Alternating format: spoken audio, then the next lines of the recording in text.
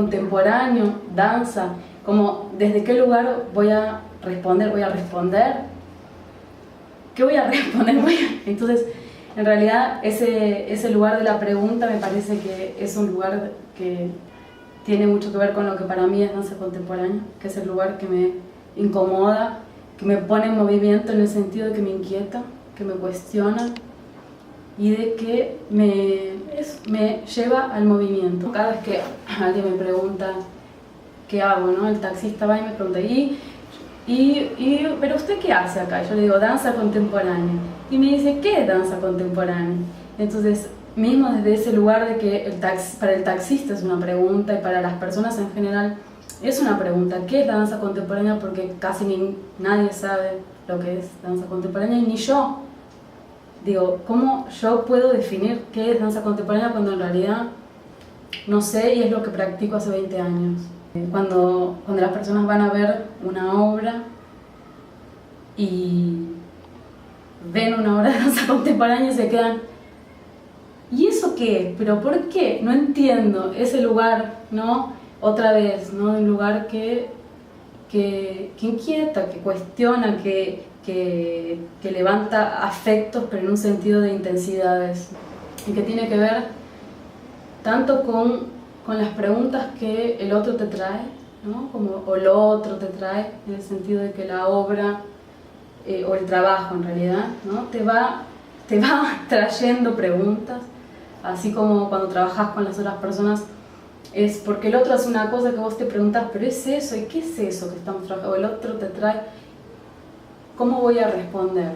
Si en realidad, realmente hace 20 años que me pregunto eso y todavía no tengo respuesta, por eso seguramente sigo practicando. Yo hago danza contemporánea sin saber necesariamente, o cada vez que yo hago una obra y digo, esta obra es una obra de danza contemporánea, esa obra es sin palabras, digamos, porque yo no lo puedo definir con palabras, pero es a través de esa materialidad o de esas cosas que se hacen o que son hechas, que yo digo alguna cosa que no puedo decir con palabras, ¿no? Y que eso es lo que me parece interesante, que es un poco también lo que como público, con cierto público también pasa, ¿no? El público que mira y dice, porque ese momento y porque es... Y por otro lado, es esa indefinición en el sentido no de lo indefinido como cualquier cosa, pero de lo indefinido que me mantiene todavía así, ¿sabes? Como queriendo, como haciendo un esfuerzo, haciendo el ojo trabajar porque no lo veo, haciendo el oído trabajar porque no lo escucho totalmente, y es como ese lugar que me mantiene eso, con los poros abiertos y con la escucha abierta y con la atención. Y me parece que también tiene que ver con un prelenguaje en el sentido de algo que uno llega a pensar pero que no consigue pensar claramente.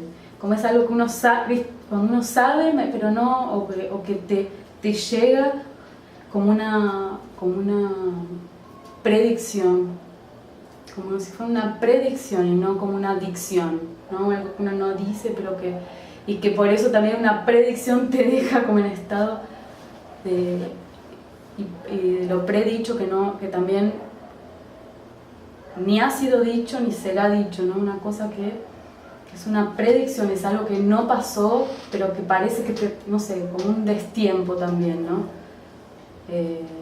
Como una palabra siempre a destiempo también en la danza, que me parece que eso es lo que al público a veces le cuesta mucho, ¿no? Aguantar, que es ese lugar donde así la palabra no alcanza, ¿viste?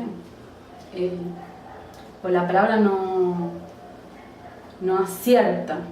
Ese lugar también de activar físicamente, también de activar afectivamente al público, que me parece que la danza tiene una potencia para eso, en tanto cuando consigue el lugar para voluminizar un poco también y para intensificar un poco también esos cuerpos, o sea, también, no sé, los cuerpos esos apáticos, ¿no? Con los que como uno se topa hoy, ¿no? Esos cuerpos medio masa muerta, ¿no? Como medio zombies casi.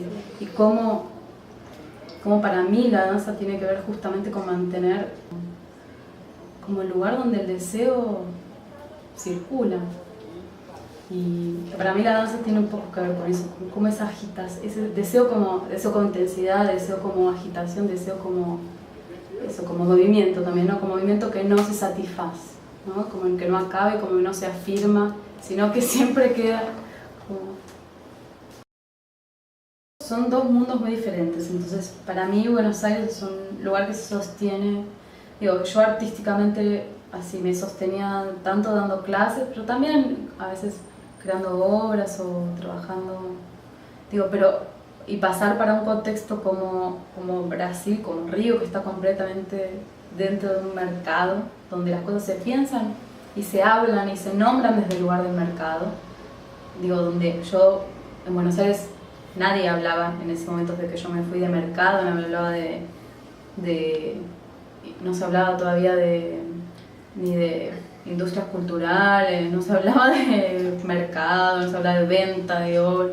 Digo, como que venir acá ¿no? En un contexto donde realmente hay otra estructura, donde existen millones de editales, donde hay lugares que compran funciones, donde hay patrocinio, donde había un montón de supuestamente posibilidades, pero también con estrategias que son completamente diferentes de las que uno necesita, quizás en Buenos Aires, por ejemplo, para vivir artísticamente, porque en Buenos Aires yo trabajaba hace 15 años, entonces ya tengo hay alumnos, los alumnos van y toman clases en espacios alternativos, acá eso no pasa.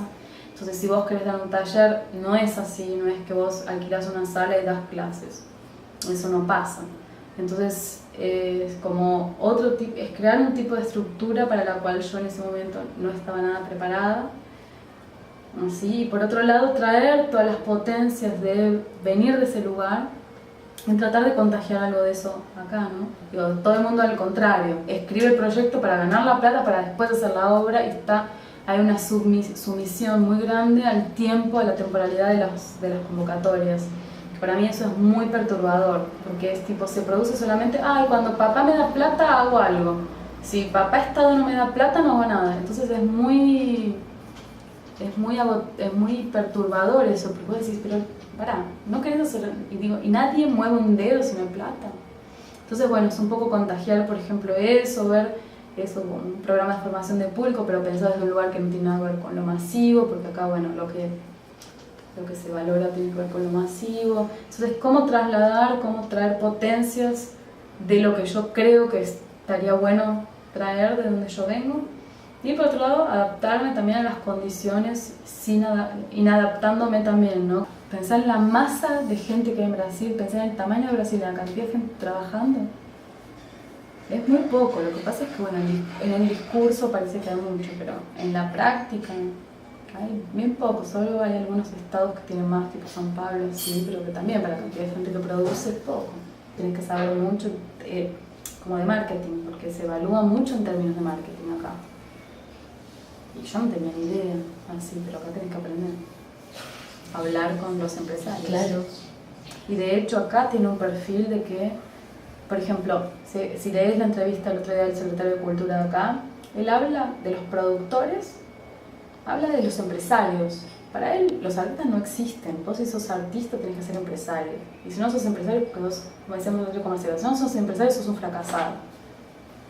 Quiere decir que te fue mal. Y ese es el nuevo secretario de Cultura. Es así, ese es el pensamiento.